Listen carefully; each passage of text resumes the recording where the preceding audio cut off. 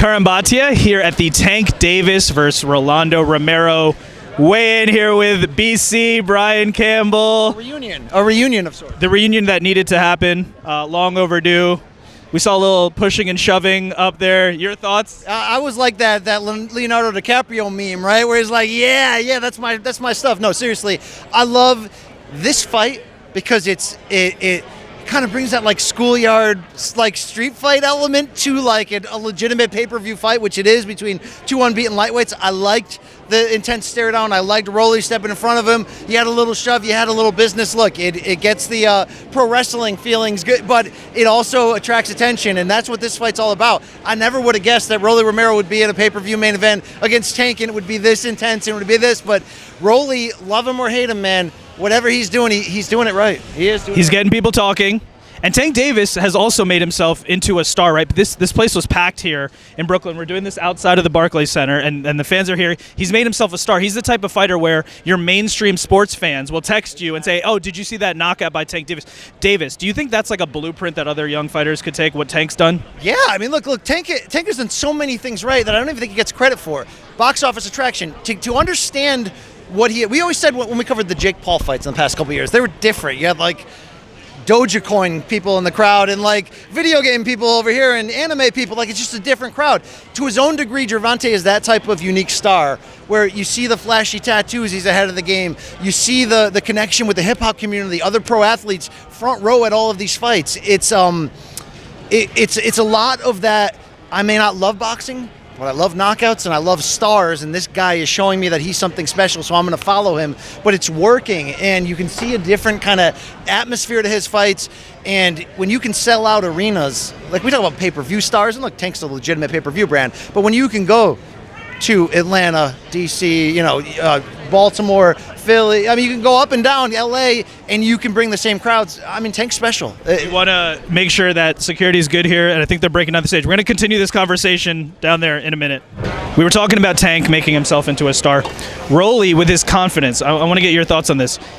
Is that in his own head? Does he need to convince himself of this stuff, that he's, a pound-for-pound star, he's going to knock out Tank? Does he believe this? Is that what do you think? Put yourself in the mind of Rolando Romero. I've been trying to figure him out for a while, and I've interviewed him a few times. I interviewed him this week, interviewed him here on this stage, and he's a wild card, and there's definitely some brilliance under there. There's crazy like a Fox element. If you're a marketer at this level, you have to be. You have to know how to press people's buttons, how to get people to watch you. He's got that. I don't know how much I believe in what he believes, that he's really going to come out here and knock out Tank Davis in round one. I don't think he necessarily believes that, but he fights in such a brute way that he's one of those rare guys that can be in a pay-per-view main event where the odds are like so far apart in terms of betting, and yet we're like, no, I still got to see it, because he's got that puncher's chance of luring somebody into a brawl. It reminds me of Ricardo Mayorga against Vernon Forrest. It's got a little Marcos Maidana in there. It's sort of like I can bridge that gap. Yeah, I got a little boxing ability. Yeah, I'm big, I'm tough, I've got knockouts. But Rolly's just got to be as wild as he is on stage and on the microphone. He's got to be that in the ring, because, Gervonta is light years ahead of him in experience, technique, all that stuff. But Rolly fights are different because you can't prepare for a guy throwing sideways sort of wild shots, because they land and he's going to be in your face. You got to knock him out to get him out of there. That's what it is, and that's a formula for success in marketing and in entertainment for boxing. Tank Davis said it yesterday. He's awkward, but that maybe not be something challenging for Tank. It's just awkward. So we'll see what happens. With all of that said, Brian Campbell's official prediction, if you're allowed to make a prediction. And okay, you are, then okay, Brian Campbell's official prediction. Somebody's getting knocked out, first of all. Take the under if you're a bettor. There's no question about that. But I like to take the step, stop him. I do think Rolly's going to have a better time than people realize making it an actual fight. Rolly's going to have to show a chin to be in here to have a chance. I think Rolly's going to impress us in his toughness and his ability to kind of make slight adjustments. But is he eventually going to get knocked out? Yes, because he stands there. He's there to be hit. He throws wild punches. He leaves himself there. Tank Davis, one of the best snipers in this game when it comes to lowering your output, looking to land that one perfect shot that's going to slide the chin and end the fight. He's going to get that. I like 6 round. I like in the middle. But until we get there, I'm not one of these people that are saying, okay, this fight's fun because there's a lot of trash talk, but they don't belong there together. Until Rolly Romero starts getting solved on a consistent basis, he does belong in there. And it's like those weird NFL teams every few years that can't throw or run, but their defense is amazing. Like, there's just something unique about him. He got here. He belongs here. If he can make it a fight, it could be something special. It's coming up on Saturday night. Before I let you go, I just got to ask you about, we got boxing news in the world. Canelo, Triple G3, signed.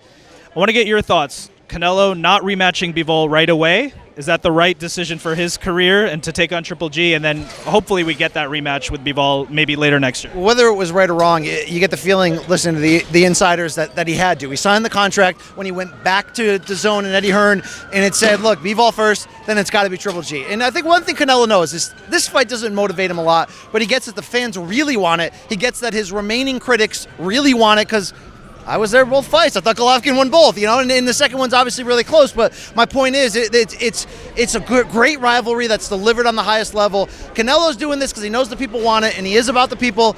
I respect that, but him also saying, by the way, I'm coming back after that, and I'm fighting Bivol. I'm going to get my second chance. He's a competitor. Is it ill-advised to chase? I think he should be done at 175. He's already won a world title there.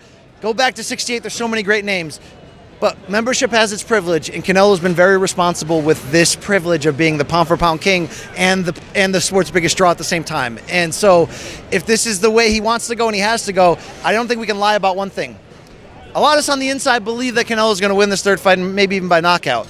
Triple G is not necessarily the same guy, but I think Canelo looking human against Bivol.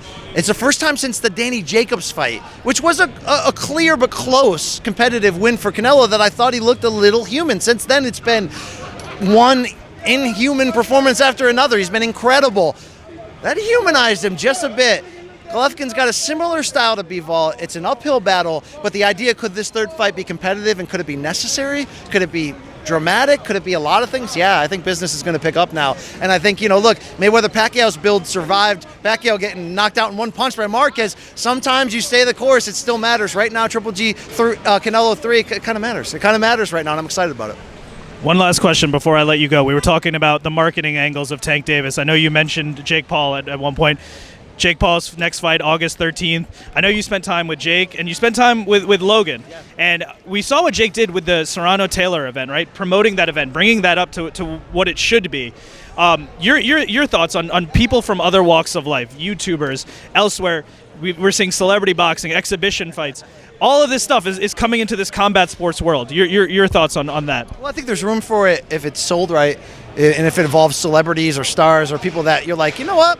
I'm here for their star power, but they can fight a little bit. And let's give Jake Paul credit. He can fight a little bit. It's been fun to watch it. I've covered some of them. I've watched them all.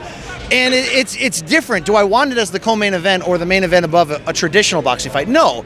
But it's another lane in the overall picture, which includes bare knuckle fighting. It includes triad rings with people of different sports. It's a little carnival, but I think there is a space for it. And Jake Paul, to his credit, is actually getting closer to needing, not just wanting, but needing to fight a legitimate opponent. Is that Anderson Silva, who can box at 47? Is that, I don't know who it is, but I think there's room for it, but the fights have to deliver. I think you're going to have a shorter leash for this type of circus stuff. The fights for Jake Paul kind of delivered in big moments, maybe, but now it's time. Now it's time to fight tough all the time, and they got to deliver. If they do, there is a market for it at the end of the day, because fighting is just that universal thing that it really doesn't matter if it's a professional or the guy next door to you doing it. You're probably going to check out to see what's going on, right? I mean, that's just what it is. Celebrities and combat sports, it's on trend. You're a celebrity. Are you going to compete? No, I'm not. But blessed to get some great opportunities to continue advancing, and maybe you and I can reunite on air again. I mean, this was great, but maybe we need to keep this going. Yeah, there it is. Okay, we need to keep this going. It's great seeing you again, Chip. Great seeing you, Brian Campbell. Thank you so much for the time. Talk to you soon, my friend. You got it, brother.